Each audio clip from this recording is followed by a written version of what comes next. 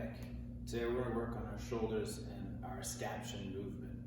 Now, it's going to be very similar to an abduction where we're moving the arms away from the body, but we want to be careful about the angle and the position of the shoulders during this movement phase. So to set ourselves up, we're going to do it without weight today. My palms are going to be facing in, my feet are underneath the hips, toes are facing forward.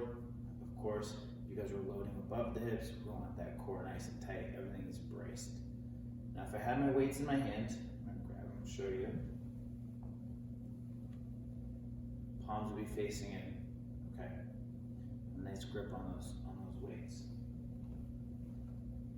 Now, from here, we have a front raise. We have a side raise. These scaptions are going to come somewhere in the middle, about 45. So if I have the front all the way open, I'm going to come back halfway to that front. Now, shoulders are going to want to do this again. You know our shoulders love to take over for us. Don't let them take over. So you get in that ready position. You're going to exhale, come to that 45, and then right back down. Now to show you with the weights, go through that check-in process. Shoulders down and back, belly tight, butt tight, feet underneath the hips, toes forward the way they should be. I'm going to inhale for preparation, then I'm going to exhale, raise.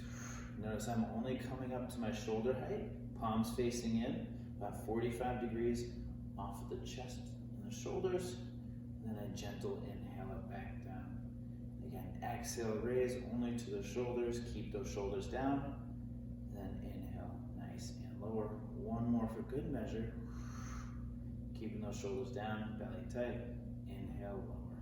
Good. When you're finished, simply keep the weights nice and close, put them down, and there's your scaption.